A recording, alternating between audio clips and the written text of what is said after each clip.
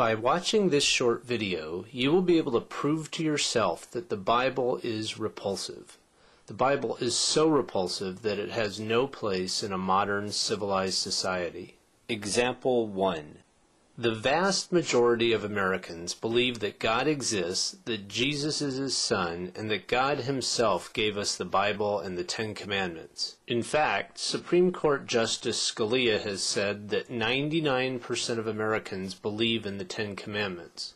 He has also said, what the commandments stand for is the direction of human affairs by God. If 99% of Americans believe in the Ten Commandments, then how can the Bible be repulsive? It's because they've never actually read the Bible. Let's take the fourth commandment as an example. It says, "Remember the Sabbath day and keep it holy. For 6 days you shall labor and do all your work. But the seventh day is the Sabbath to the Lord your God. You shall not do any work." This sounds simple enough. God has commanded that no one will work on the Sabbath day. But let's look at reality in America. Walmart is open on the Sabbath, and so is Target. Best Buy is open on the Sabbath, and so is Circuit City. Home Depot is open on the Sabbath, and so is Lowe's. In fact, millions of businesses in America have employees working on the Sabbath.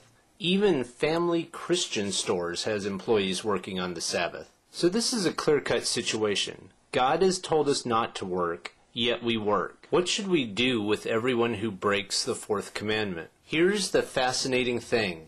In the Bible's book of Exodus, the same book that contains the Ten Commandments, the Bible tells us what we should do with everyone who breaks the fourth commandment. For 6 days work is to be done, but the seventh day is a Sabbath of rest, holy to the Lord. Whoever does any work on the Sabbath day must be put to death. That's right. The Bible demands the death penalty for tens of millions of Americans. Should we line these tens of millions of Americans up and shoot them? Should we put them in giant gas chambers? I think we can all agree that the thought of killing tens of millions of innocent Americans is repulsive. It is repulsive. And make no mistake about it, the Bible really means what it says. It fully intends to be this repulsive. In Isaiah 40, verse 8, the Bible says, "The grass withers, the flower fades, but the word of our God will stand forever." The Bible says the same thing in 1 Peter 1, verse 24 and 25. And in Psalms 19, verse 7, the Bible says, "The law of the Lord is perfect." Perfect. Since the laws of the Bible are perfect, they should never change. Do you believe that we should kill millions of innocent people because they work on the Sabbath? If not, do you want a book this repulsive to be quoted in public? Do you want it read to children? Do you want it used in our courts of law? Example 2. The Bible wants us to kill most Americans. For example, the first commandment says, "Thou shalt have no other gods before me." What are we supposed to do with everyone who doesn't believe in God? We are supposed to kill them. Deuteronomy chapter 17 says, "Take the man or woman who has done this evil deed to your city gate and stone that person to death." Deuteronomy chapter 13 says that if a town doesn't believe in God, you must attack that town and completely destroy all its inhabitants, as well as all the livestock. And Leviticus chapter 24 says, "Anyone who blasphemes the name of the Lord must be put to death. The entire assembly must stone him." The Bible is extremely clear on this. We must kill everyone who does not believe in God. Now, if you are a thoughtful, intelligent person, you're starting to realize something. The law of the Lord is not perfect. It is repulsive. Example 3 is really simple. All who curse their father or mother must be put to death. So is example 4. If a man commits adultery with another man's wife, with the wife of his neighbor, both the adulterer and the adulteress must be put to death. And so is example 5. If a man lies with a man as one lies with a woman, both of them have done what is detestable. They must be put to death. According to the Bible, we need to kill tens of millions of innocent Americans. Plain and simple, this is repulsive. The idea that people would walk around carrying a book that demands the death of tens of millions of innocent people is repulsive. Here's another example of the Bible's idiocy. Rebellious teenagers should all be killed as well. Here's what the Bible says. If someone has a stubborn and rebellious son who will not obey his father and mother, who does not heed them when they discipline him, then his father and mother shall say to the elders of his town, This son of ours is stubborn and rebellious. He will not obey us. He is a glutton and a drunkard. Then all the men of the town shall stone him to death.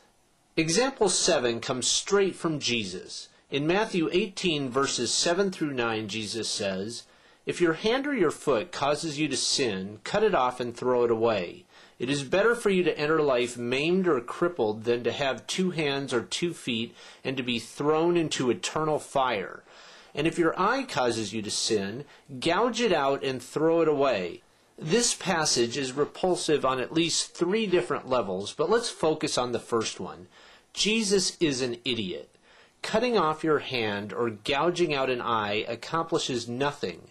If you are having a problem with unproductive behaviors, what you need to do is talk with a counselor or see a therapist. Self-amputation is absurd and repulsive. Example 8. The Bible's absolute sexism is well known and it is repulsive. Here are 2 examples. Women should remain silent in the churches. They are not allowed to speak, but must be in submission, as the law says. If they want to inquire about something, they should ask their own husbands at home, for it is disgraceful for a woman to speak in the church. Let a woman learn in silence with all submissiveness. I permit no woman to teach or to have authority over men. She is to keep silent.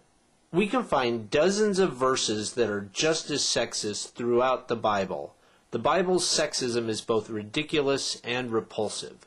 Example 9. The Bible fully supports slavery. In fact, the Bible has been used in many cases, including the American Civil War, as an authoritative justification of slavery. Here are 3 examples.